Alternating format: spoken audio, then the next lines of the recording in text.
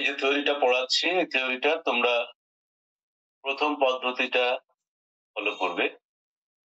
দ্বিতীয় পদ্ধতি দেখতে ছোট হলেও এটা কম্পারেটিভলি একটু ক্রিটিক্যাল, কারণ এক্সপেনশন থিওরি ব্যবহার করা হয়েছে। তো আমার মনে হয় আমরা প্রথমটাই দেখবো, আমি আগেও দেখেছি। আর শুরু থেকেই আমি বলি যে সন্নিকর্ষের প্রয়োজনীয়তা কি ছিল।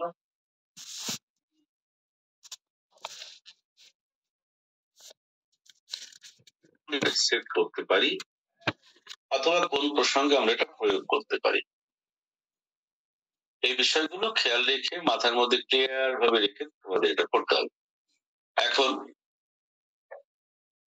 কতদিন এই চ্যাপ্টারের শুরুতে যে জটিল কনসেপ্টটা ছিল সেটা আমরা ক্লিয়ার করেছি কাগজ কলমে লিখে, ঠিক কিনা? জি স্যার। এই যে অতি সংক্ষেপে একটা বিশাল জিনিস লিখে দিয়েছে, যেটা একটা বিভ্রান্তি তৈরি করেছিল, সেটা আমরা সমাধান করেছি, রাইট? জি স্যার। তারপরে কি তোমরা একটু লেখাপড়া করেছো নাকি না ওখানেই তথাস্তু? আগাচ্ছিলাম স্যার, কিন্তু স্যার কতটুকু যায় স্যার, পরে আর আসলে জিনিসগুলো স্যার মাথায় ঢুকছে না স্যার প্রপারলি।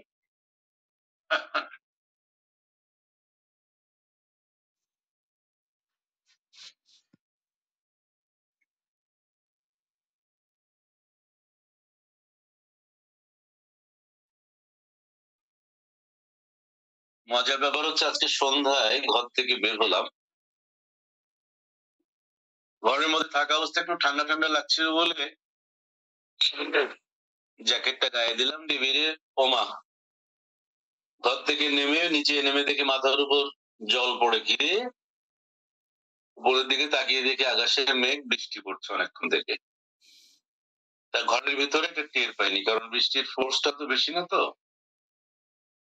আমার মনে হয় এখনো বাইরে টুকটুক বৃষ্টি হচ্ছে। তোমাদের অন্য কোনো এলাকাতে হচ্ছে, চট্টগ্রাম ছাড়া অন্য কোথাও হচ্ছে বৃষ্টি? না স্যার, আমাদের রাজশাহীতে বৃষ্টি নেই এবং রোদ ছিল আজকে। আমাদের সিলেটে স্যার সারাদিন ধরেই কুয়াশা।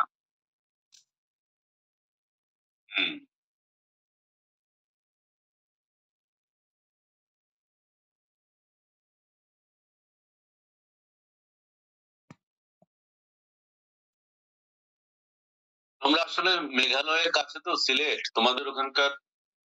আমি তো সাস্টে ছিলাম, সাস্ট থেকে চিরাং ভার্সিটিতে চলে আসছিলাম পরে। আচ্ছা স্যার। তো যথেষ্ট বিচিত্র ওয়েদার, মানে ওখানে আমি অসুস্থ হয়ে পড়তাম এরকম একটা অবস্থা। বিশেষ করে স্যার আজকের দিনটা ছিল অন্যরকম। আমাদের বাড়ি হচ্ছে পশ্চিমে, বাংলাদেশের একদম পশ্চিম কর্নারে হচ্ছে আমাদের বাড়ি, আর সিলেট হচ্ছে পূর্ব কর্নারে, মানে ওয়েদারটা পুরা অ্যাডভার্স, দুই রকম। হয়তো কিছুদিন থাকলে অ্যাডজাস্ট হয়ে যেত। আর ওই যে তখন তোমরা সাস্টে গেছো কখনো? জি স্যার।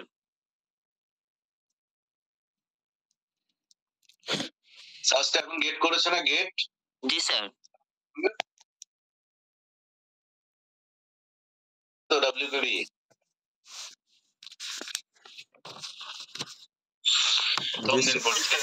জি স্যার। হ্যাঁ স্যার, মনে আছে। এই তিনজন মানুষের নাম মনে রেখো বাবা, খুব জরুরি। আধুনিক পদার্থবিজ্ঞানে ওনাদের অবদান অনেক। ওয়েনজেল, Cramer's and Brillouin, ডব্লিউকেবি।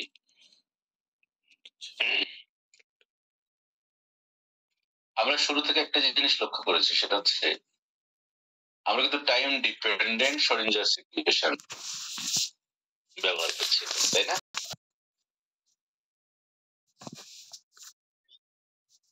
G sir.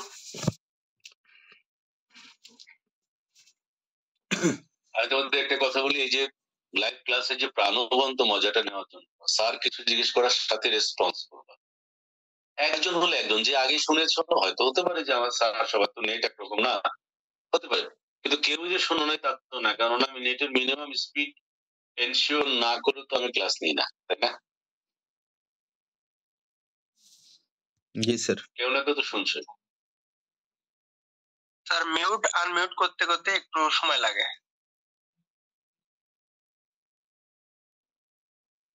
এটা ভালো কথা বলেছো। অনেক সময় টাচ কাজ করে, ঠিক আছে। তারপরে আমি মানে এটা কেন বলি, যেমন আমি তো প্রথম দিকে তো আমি সবাইকে ভিডিওতে বসিয়ে রাখতাম, আমি নিজেও ভিডিওতে থাকতাম। পরে দেখি সবগুলো ভিডিও লোড নিতে গিয়ে নেট উইক হয়ে যায়। তারপর থেকে ভিডিওটা, আর বিশেষ করে আমার যে মেয়েগুলো যারা ক্লাস করে, তারা হয়তো অনেক সময় এমন জায়গায় বসে ক্লাস করছে যে ভিডিওটা অন রাখলে, এমন অনেক আছে তার বেডরুমে বসে ক্লাস করছে, বা বাসার অন্য লোকজন ঘোরাঘুরি করছে, তো ওখানে বাচ্চারা থাকতে পারে, এইসব চিন্তা ভাবনা করে প্রথম কিছুদিন অন রেখেছিলাম। পরে কিন্তু হচ্ছে সব ছেলেমেয়েরা বলে যে স্যার ভিডিও অন রাখলে না হয় কি কনসেন্ট্রেশন বেশি কাজ করে। তার মনে হয় আপনি আমাদের দিকে তাকিয়ে আছেন। জি স্যার, একটু ফেস টু ফেস হলে একটু মানে মনোযোগটা একটু বৃদ্ধি পায়। একটা মনস্তাত্ত্বিক বিষয় কাজ করে, তাই না? তাহলে লক্ষ্য করো, একমাত্রিক সমস্যা যখন আমরা বলছি potential is always independent of time, এখানে আমরা potentialকে টাইমের ফাংশন হিসেবে কখনোই দেখাইনি, কিন্তু varying potential, and potential varies with position, তখনই আমরা একটু ঝামেলায় পড়ি। তখন একদম পিওর শোরিঞ্জার সিকুয়েশন ব্যবহার করে আমরা যে সমস্ত কনসেপ্ট টাইম ইন্ডিপেন্ডেন্ট শোরিঞ্জার সিকুয়েশন ব্যবহার করে আমরা যে কাজগুলো করি, সেখানে ওটা একটু সার্থকতা একটু কম দেখা যায়। অর্থাৎ আমাদের অনেক কিছু আমরা সাকসেসফুলি এক্সপ্লেন করতে পারি না, একটু অসুবিধার সম্মুখীন। তখন কি হয়, তখন আসন্ন মানে অ্যাপ্রক্সিমেশনের কাজটা নিতে, তো সেই কাজটাই আমরা করছি। For example, this is the time dependent one dimensional Schrodinger equation. আমরা কাজ চালাই। এখন এটার সলিউশন, এটা যদি টাইম ইন্ডিপেন্ডেন্ট হতো আমি একবারে বলে দিতাম এখানে যে e to the power et minus kx by h cut, বা e to the power I by h cut et minus kx। মনে পড়ছে আমার কথাগুলো যা বলছি? জি স্যার। মনে পড়ছে? One dimensional time dependent solution যখন টাইম ইন্ডিপেন্ডেন্ট হলে লিখি শুধুমাত্র e to the power I by h cut kx অথবা ইত্যাদি ধরনের টার্ম, আর যখন টাইম ডিপেন্ডেন্ট হয় তখন লিখি kx minus et by et minus kx I by h cut। মনে পড়ছে না এগুলো? কথাগুলো মনে পড়ছে না? হ্যাঁ স্যার, এগুলো মনে পড়ছে। ওই kx minus et অথবা whatever, এটাকে বলে phase factor of your solution, that is called phase factor or phase function. In quantum mechanics we know that every description is a complex concept, so আমরা এখানে function কথাটাই বেশি ব্যবহার করি। So that is a complex function, phase function। আরেকটা হচ্ছে amplitude also dependent on the position, কারণ তুমি ওয়েভ তুমি এক্সপ্লেইন করতে গেলে তোমাকে অ্যামপ্লিটিউড অবশ্যই পজিশনের সাথে ভেরিয়েশন। এখন position itself is a function of time, so ওইটা কিন্তু একটা ইনডিরেক্ট রিলেশন। আমরা এখানে যে রিলেশন গুলিতে শুধুমাত্র একটা প্যারামিটারকে ডেসক্রাইব করে আমি এক্সপ্লেইন করতে আমার কোনো সমস্যা হচ্ছে না, তখন ওই প্যারামিটার গুলোর মধ্যে আর কে কে আছে ওইটা আমার দরকার নাই।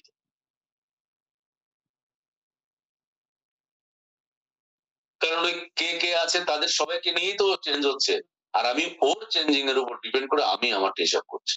কথাটা বোঝা গেল?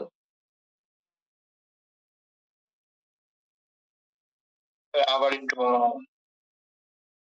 সরি স্যার, একবার যদি বলতেন।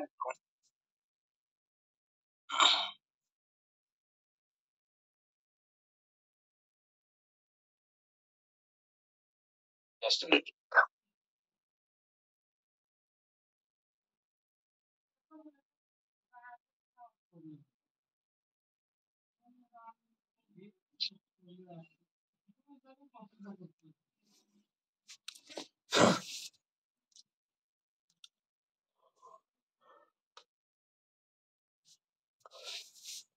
বিষয়টা হচ্ছে এরকম, তোমার হয়তো একাধিক বিষয়ের ইনভলভমেন্ট থাকতে পারে যা দ্বারা তুমি প্রভাবিত হচ্ছ। আমি প্রভাবিত হচ্ছি তোমার,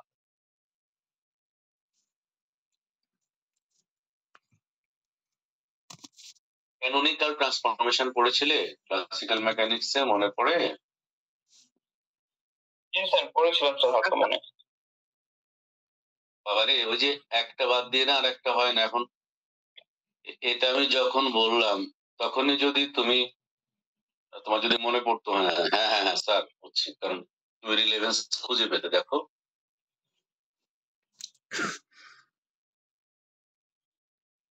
তোমার প্রথম কোঅর্ডিনেট ছিল এক্স ওয়াই জেড টি, কার্টেসীয় কোঅর্ডিনেট। এরপরে আমরা বললাম যে না, উই নিড জেনারেলাইজড কোঅর্ডিনেট, কারণ এখানে মোমেন্টামও ছিল। তখন আমরা এলাম কিউআই পিআই টি, মনে পড়ে?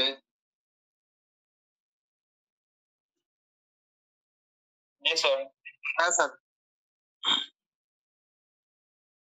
আমরা এতেও খুশি না, কিউআই এবং পিআই কে আমি আলাদা ভাবে, তখন বলছেন একটা পার্টিকেলের পজিশন এবং টাইম যদি থাকে তার তার মোমেন্টামের ভেরিয়েশন হতে পারে। প্রেডিকশনটা দেখো, আমরা যখন দেখি যে একটা পার্টিকেলের মোমেন্টাম কিন্তু একটা ইউনিক ক্যারেক্টারিস্টিক্স, কারণ E is equal to root over, এর আগেও কিন্তু তোমাদের আমি শিখিয়েছিলাম। রাইট, প্লিজ এনাম স্ক্রিনটা টাচ করিস না বাবা, ঝামেলা হচ্ছে। E is equal to P square C square plus M nought square C to the power 4। কারো যদি ভর শূন্য হয়, is equal to the square root of p square c square plus 0। একটু রিলেটিভিটি পড়ানোর সময় যদি বেঁচে থাকে আমার সৌভাগ্য হয়, আরো মজা করে পড়াবো। এখন আপাতত কনসেপ্টটাতে ডাইভার্ট করার জন্য, ভিতরে ঢোকার জন্য আমি অ্যাডিশনাল কিছু জিনিস তোমাদের মাথায় ঢোকানোর চেষ্টা করছি। p square c square and that is equal to pc, so p is equal to e by c। খেয়াল করো, তাহলে কারণ নাম বলা হয় না, কিন্তু পার্টিকেলটা কে ছিল তার কিন্তু নাম বলা হয় না, তবে ফোটনের জন্য p is equal to ec। But এখানে কখনো আমি বলেছি যে p is equal to mv? জি না স্যার। তা যদি না বলি, so momentum also an independent characteristics of a particle which is in motion। এটা হলো। তারপরে আসলো কি, বললাম না এটাকে আরো রিলেটেড এবং আরো প্রাসঙ্গিক করতে হবে, তখন আসলো কিউআই। ইয়েস, এটা overall position dependent, but that position relates the primitive position, primitive momentum and time, and momentum representing coordinate that's also related to qi, pi and t। Clear? তখন আসলে জেনারেটিং ফাংশন, এখানে F, এই F এর মধ্যে আসবে কখনো QI QI টি, QI PI টি, QI PI PI টি, এইভাবে করে পারমুটেশন কম্বিনেশন করে চারটা f1 f2 f3 f4 চারটা জেনারেটিং ফাংশন এখানে তৈরি করা। এইটা দিয়ে যখন দেখা গেল যে আমরা মোটামুটি ক্লাসিক্যাল কনসেপ্টে সকল পার্টিকেলের যে কোনো পরিস্থিতির মোশনকে আমরা এক্সপ্লেইন করতে পারি এই ফাংশনগুলো দিয়ে, এবং এটাকে বলে ক্যানোনিক্যাল ট্রান্সফরমেশন। যে এই সেট অফ কোঅর্ডিনেট থেকে যেখানে এলাম আমরা, এটাকে বলে ক্যানোনিক্যাল। আর এখান থেকে এখানে এলাম আমরা জেনারেলাইজড কোঅর্ডিনেট বা সার্বজনীন স্থানাঙ্ক। মনে পড়ে? জি স্যার। হ্যাঁ জি স্যার মনে পড়েছে।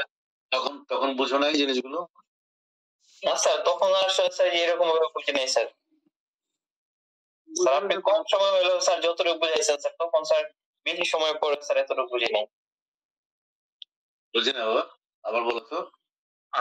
স্যার তখন স্যার আপনি স্যার এই কম সময়ে স্যার যতটুকু বুঝাইছেন স্যার, তখন স্যার বেশি সময় পরেও স্যার এতটুকু বুঝি নাই স্যার, মানে ক্লিয়ারলি স্যার বুঝি নাই। এবং এখন স্যার এটা চোখে ভাসতেছে স্যার ব্যাপারটা।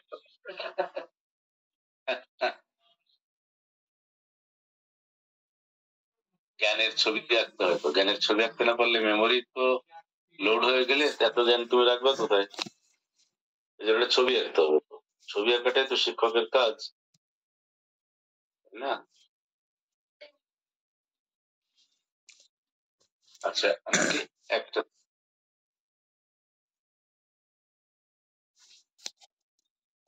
সেটা ম্যাথমেটিক্যাল ফিজিক্স পড়েছি, সেকেন্ড অর্ডার ডিফারেনশিয়াল ইকুয়েশন, তারপরে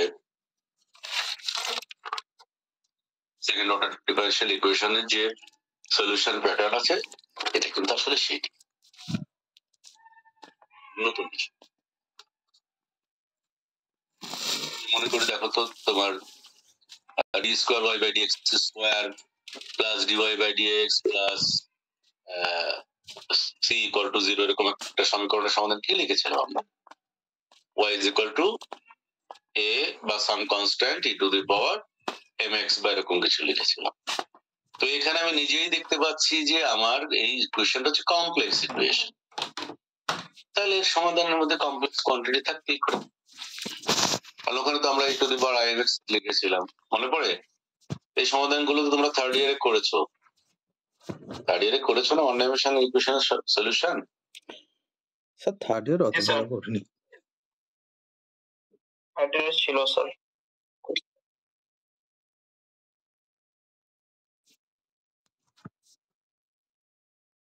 আমরা ধরলাম যে এই সমীকরণটার সমাধান হচ্ছে psi x equal to fx, এটাকে বলে অ্যামপ্লিটিউড। এটা যেহেতু তরঙ্গ সমীকরণ, আমরা জানি এটা তরঙ্গ সমীকরণ, এটা হচ্ছে অ্যামপ্লিটিউড ফাংশন, আর এটা হচ্ছে ফেজ ফাংশন, আর this is the ultimate type of the solution. Clear?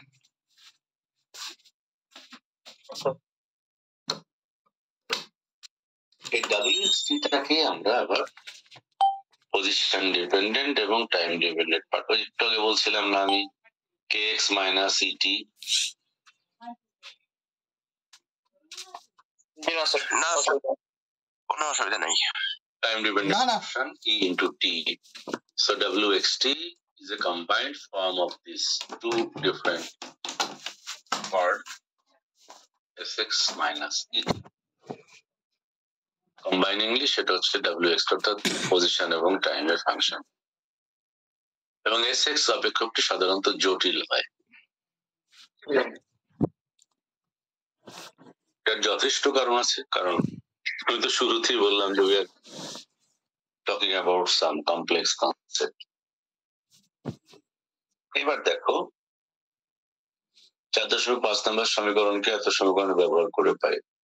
এখন এখানে আর আমার নতুন করে শেখানোর কিছু নাই, তুমি জাস্ট এটাকে নিয়ে ওখানে ফেলে দাও। তুমি যে ডাবল প্রাইম মানে বুঝতে পেরেছো তো? ডাবল প্রাইম মানে হচ্ছে ডাবল ডিফারেন্সিয়েশন যেখানে আসছে সেটাকে আমরা ডাবল প্রাইম বলছি। কারণ তুমি যখন সাই এক্স টি করবা, তাহলে এখানে দেখো del Sai by del T যদি করো, তাহলে এখানে শুধুমাত্র টি এর যে অংশটা আছে সেটার জন্য একটা টার্ম আসবে, এটা যা আছে তাই থাকবে। আর যদি এক্স এর জন্য করো, যেখানে আসছে D square by D x square psi X T, তখন আবার এর কোনো ভূমিকা নাই, তখন এর জন্য ডাবল ডাবল প্রাইম আসবে আর কি। তো WXT টাকে আমরা দুভাগ করেছি। এমনিতে ডিফারেন্সিয়েশনের নিয়মটা তো আমরা জানি না, কি জানি না? জি স্যার জানি। স্যার জানি তো। খেয়াল রাখতে হবে fx কিন্তু x এর ফাংশন,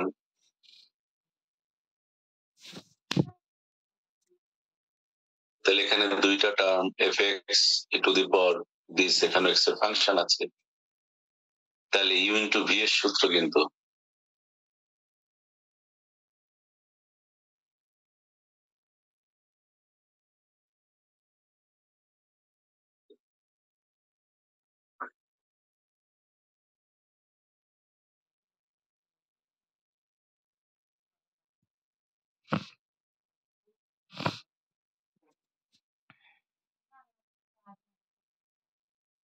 এই লাইনটা কিভাবে আসছে একটু করে দিব, দেখো।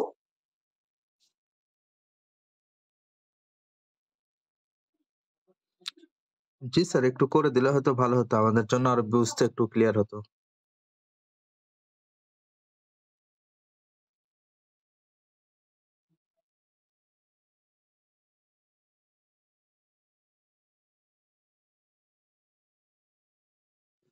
জানি যে আমি এটা জিজ্ঞেস করলে সবাই এটাকে সাপোর্ট করবে, হয়তো অনেকে লজ্জায় বলছে না যে স্যার বিষয়টা তো জটিল না, স্যারকে কেমনে বলি এই সেই, তাই না?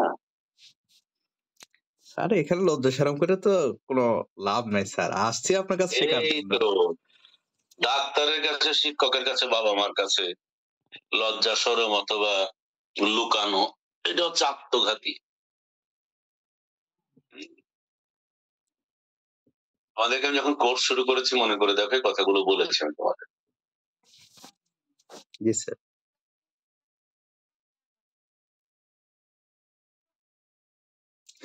একজন প্রশ্ন করছে না মানে সে সব জানে, বিষয়টা কিন্তু এরকম না।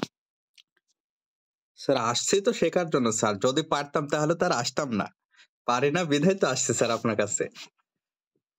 না, আর তাছাড়া তোমার পারার কথাও তো না, কারণ তুমি তো, তোমাকে তো আরেকজন কেউ শেখাইও দেয় না এটা, তাই না? জি স্যার। আর তুমি যদি বাজার থেকে বই কিনে নিজে নিজে পরীক্ষা দিয়ে তাহলে শিক্ষা প্রতিষ্ঠান থাকার তো দরকার ছিল না।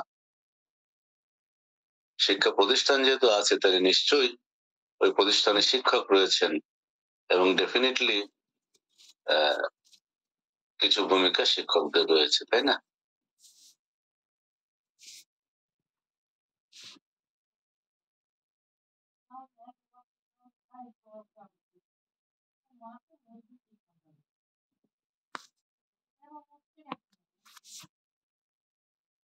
কোনো না কোনো একটা সেটিংস চেঞ্জ হয়েছে। আচ্ছা, আমার এই বোর্ডটা তো আগে এরকম ছিল না, বলো। জি না স্যার, আগে এমন ছিল না স্যার, এখন স্যার একটু স্যার হয়তো স্যার কোনো সেটিং চেঞ্জ হয়েছে অথবা স্যার আপডেটেড হয়েছে, এমন কিছু হতে পারে স্যার। ওইটাই হবে রে বাবা, আপডেটেড হয়েছে আমার মনে। সেটিংস চেঞ্জ করলে তো আমি করবো, তো আমি কোথেকে সেটিং চেঞ্জ করবো? আমি তো কারণ ছাড়া এটাতে হাতই দিইনি। যাই হোক, কি বললাম সমাধানটা? আমরা ধরলাম psi is equal to X T X T, এগুলো লিখার টাইম সময় নষ্ট করছি না। এফ এক্স একবার লিখি two the power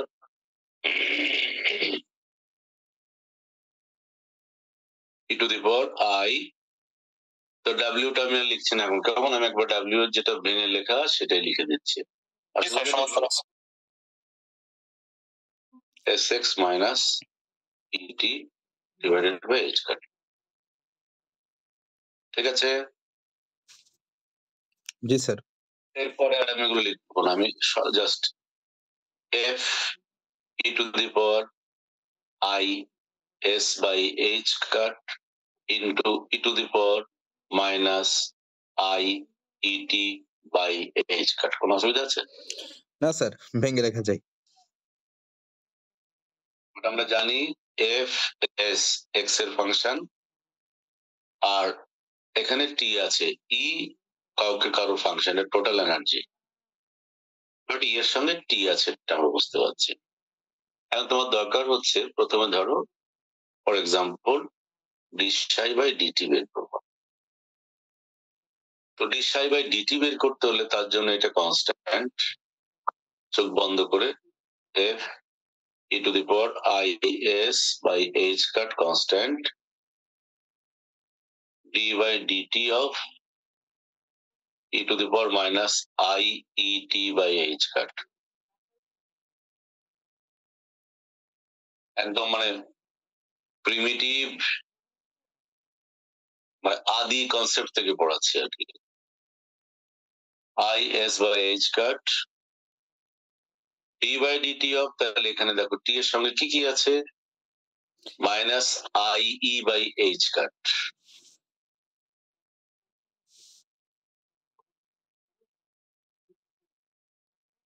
E to the power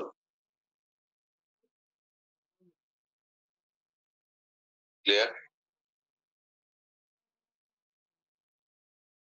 clear? জি sir. e to the x এর ডিফারেন্সিয়েশন হচ্ছে e to the x minus e to the x।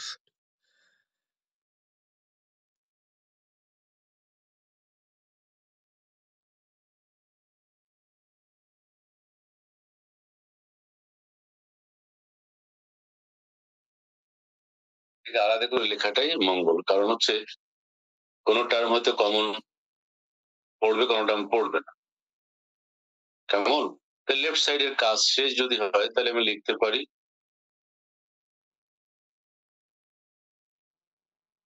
এটা মানে সাই এক্সটি,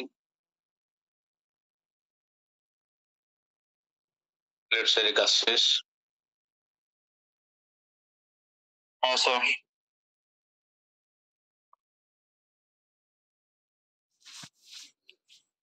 এবার আসো রাইট সাইড। তো রাইট সাইডে ছিল তোমার, আমরা যেগুলো ছিল যেমন ধরো মাইনাস এইচ কার স্কোয়ার বাই টোয়াইস, ওগুলির মধ্যে আমি যাচ্ছি না। আমি এখন করব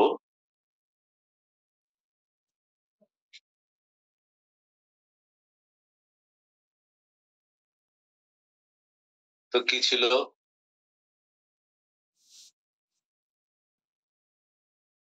f as a function of x e to the power I s x by h cut e to the power minus I e t by h cut, ঠিক কিনা? জি স্যার। হ্যাঁ স্যার। এই ভদ্রলোকের এখন কোনো কাজ নাই। জি স্যার, x চলকবিহীন কাজ এই দুইজনের, ঠিক? জি স্যার। u into v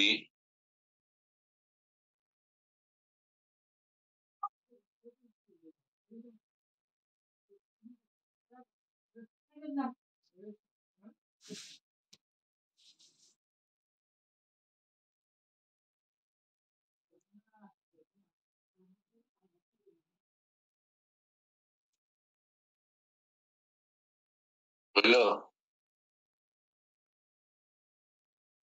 জি স্যার, বুঝতে পারছি একটা।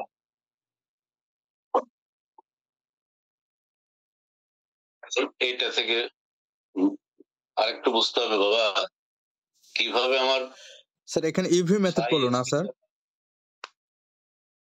ইন্টু ভি এর ফর্মুলায় পড়লো। জি স্যার। তাহলে দেখো কিভাবে আসছে, f into I sx by h cut।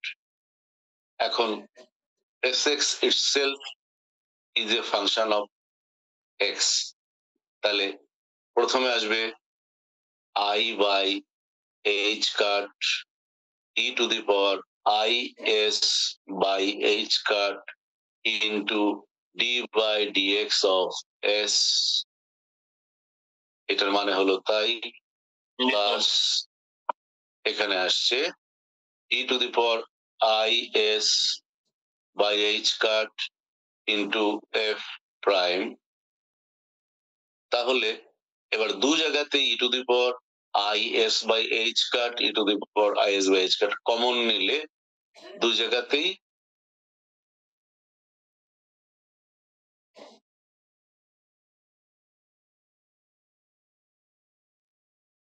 এক minute, f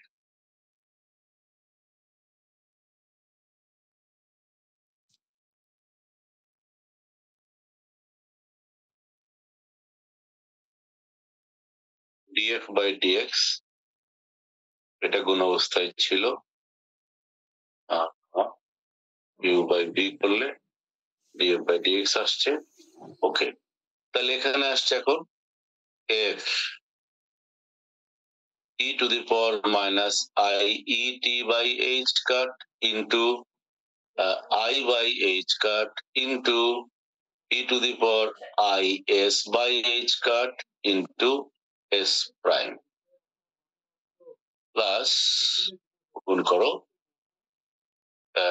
f prime e to the power minus I e t by h cut into e to the power I s by h cut। তাহলে ওই যে সাই x এর সঙ্গে মিলাচ্ছ, পরে দেখবা কোথায় prime আছে কোথায় প্রাইম আছে, সাই এক্স টা আউট হয়ে গেছে। সেকেন্ড টাইম করলে d square x by dt square, sorry dx square যখন করবা তখন এইখানে আসবে এফ দিস এন্ড দিস, তিনটা ফাংশন আসবে।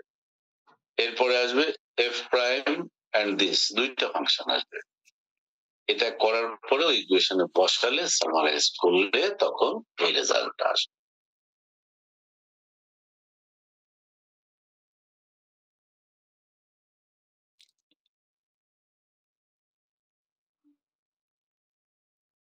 ধরে নেওয়া হচ্ছে তুমি এই জিনিসগুলো এখন ফোর্থ ইয়ারে এসছো, তুমি জিনিসগুলো পারো, অতএব ওইটা ভেঙে করার কোনো প্রয়োজন নাই।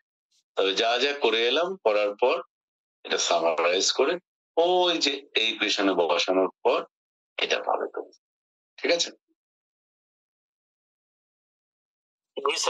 আমার মনে হয় এটা বেসিক ম্যাথমেটিক্স, তো আমি একটু সামনের দিকে যাই কারণ পরের ব্যাচের আবার সময় হয়ে যাচ্ছে, আবার টপিকটা জটিল, কিন্তু আমাকে একটু আলাপ করতে হবে। তো তাহলে কি পেলাম আমরা এখান থেকে? আমরা এই সলিউশনের স্ট্যান্ডার্ডটাকে মাথায় রেখে যদি আমরা প্রসিড করি তাহলে আমরা পেলাম হচ্ছে প্রথমে আমরা শুধু বাস্তব অংশগুলো ইকুয়েট করি, তাহলে পাচ্ছি ওই যে ওই টুয়াইস সেমি ইন্টু ই মাইনাস ভি, এটাকে পি স্কোয়ার ধরেছি, বুঝতে পারছো? কারণ ই মানে হচ্ছে টোটাল এনার্জি আর ভি মানে পটেনশিয়াল এনার্জি। তাহলে টোটাল এনার্জি থেকে পটেনশিয়াল এনার্জি বিয়োগ করলে কাইনেটিক এনার্জি থাকে, আর আমরা জানি কাইনেটিক এনার্জি মানে P square by twice M. তাহলে twice M into kinetic energy মানে পি স্কোয়ার, সেই হিসেবে আমরা twice M into E minus V কে পি স্কোয়ার লিখেছি। বুঝা গেল?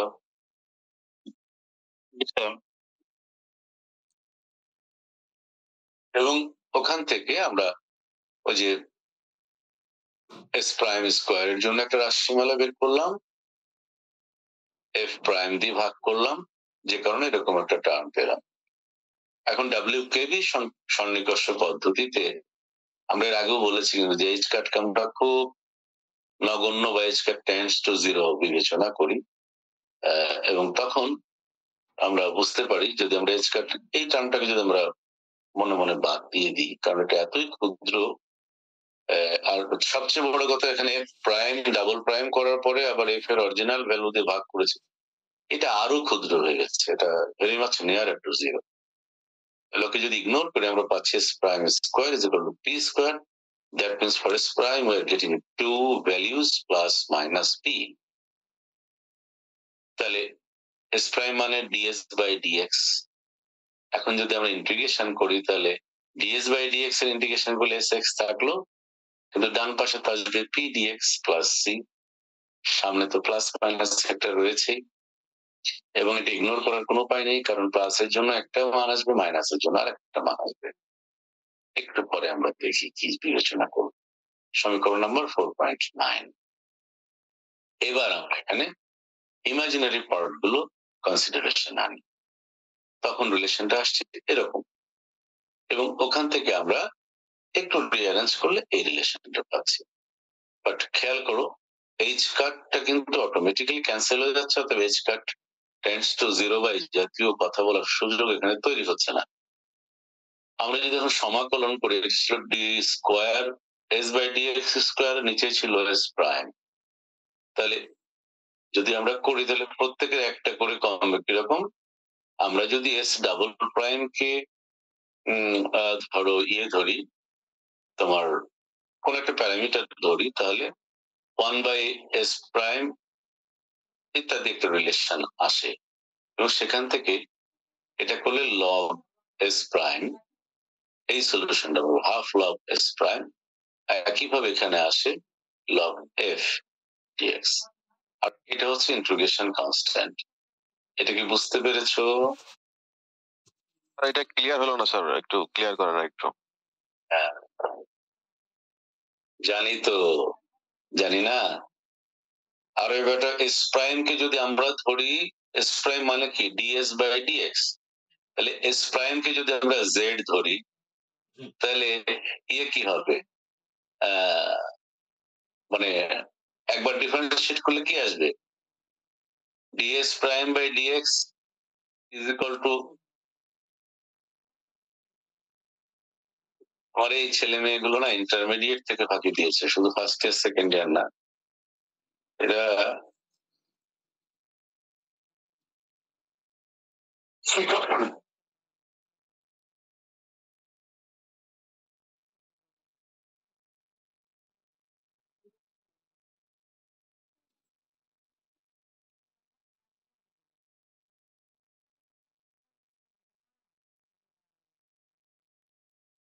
দেখো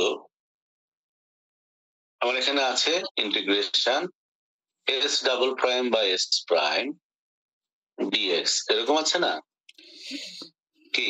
জি স্যার। তাহলে আমি ধরলাম s prime is equal to z, তাহলে ds prime by dx is equal to dz,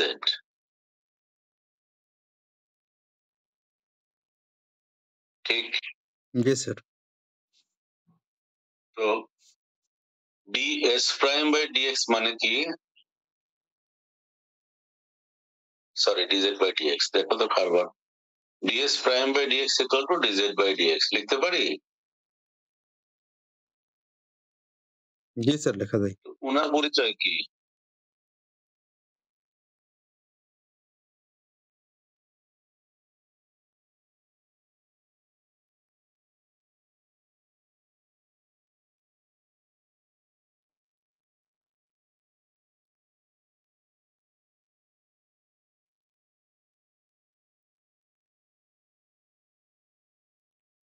বুঝছে?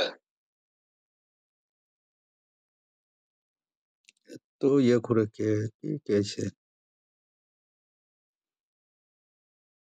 ওরা থার্ড ইয়ারের, সবুজ জয়েন করছে তো বুঝতে পারছে না, অসুবিধা নেই, আমাদের খুব বেশিক্ষণ। বাবা বলো তো এটা বুঝছো কিনা, তোমরা একটু বলো আমাকে প্লিজ। জি স্যার, বুঝতে পারছি স্যার। এটা কি মনে হচ্ছে যে, এটা কি মনে হয়েছে যে এটা এনাম এনাম? স্যার এটা খুব তোমার রিচের বাইরে ছিল বলো? না স্যার, দেখা যাচ্ছে স্যার অনেক সময় অনেক সময় স্যার ঠান্ডায় অনেক কিছু চিন্তা করতে ইচ্ছা করে, স্যার। ঠিক না? আসলে স্যার এনাম ভাইকে আসলে ধন্যবাদ দেওয়া উচিত স্যার, কারণ আমাদের বিষয়টা ক্লিয়ার হলো তার মাধ্যমে। আর কারণ হচ্ছে তো আমার বাড়ির পাশে তো আমাদের তো মেজাজ মর্জি একই রকম, বুঝো নাই? বুঝো নাই? জি স্যার, জি স্যার। আমিও তো এরকম, আমিও তো কাউকে ছাড় দিই না কোনো কিছু না বোঝা পর্যন্ত। নাই, ঠিক আছে, ভেরি গুড, থ্যাংক ইউ। তাহলে এখন তো বাবা ক্লিয়ার, আর তো কোনো সমস্যা নাই? জি স্যার, ক্লিয়ার। ঠিক আছে, তুমি কি ঘুমায় ঘুমায় ক্লাস দেখছো কম্বলের নিচে? গলার ভয়েস এরকম লাগছে কেন? না স্যার, চেয়ারে বসে আছি। প্রসিডিওর ক্লিয়ার, এটাকে বলা হয় কনস্ট্যান্ট অফ ইন্টিগ্রেশন। এখন তুমি জাস্ট তোমার মেন কাজ শেষ। এইবার বলতে পারো স্যার এইখানে আবার যে প্লাস আর মাইনাস কোত্থেকে উদয় হলো? ও যে চলে যাও 4 পয়েন্ট কত ছিল জানি, 4.9 নাকি না? হ্যাঁ, ক্লিয়ার। জি স্যার। ও যে এক্স এর মান যখন প্লাস বসাচ্ছ তখন কনস্ট্যান্ট অফ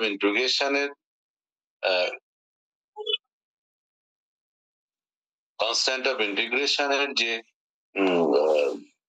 ভ্যালু সেটা পজিটিভ ইউজ করলে পজিটিভ লিখছো, নেগেটিভ ইউজ করলে নেগেটিভ লিখছো, আর কিছুই না, দুইটা পার্ট। আবার যখন পজিটিভ পজিটিভ যোগ করছো তখন আর একটা পজিটিভ নাম দিচ্ছ, আর একটা নেগেটিভ নাম দিচ্ছ। এবার একটু আমাকে আগামী দিন দয়া করে এটা আপডেটটা দাও। এই যে this is the level, W ওই ফাংশনটা লাস্টে কি দাঁড়াচ্ছে এরকম চেহারা, এবং এখানে তোমার অ্যাপ্রক্সিমেশনের হিসাবটা রয়েছে। দুটো রিজিয়ন হতে পারে, একটা হচ্ছে total energy is greater than the potential energy, আর একটা হচ্ছে total energy is less than potential. সেইভাবে আমরা এটা হিসাব করবো। পটেনশিয়াল এনার্জি বলতে পটেনশিয়াল রিজিয়ন হচ্ছে যেটা আমরা কোয়ান্টাম মেকানিক্যালি ঠিক যে আঙ্গিকে আমরা ডিসকাশন গুলো করে থাকি সেটাই।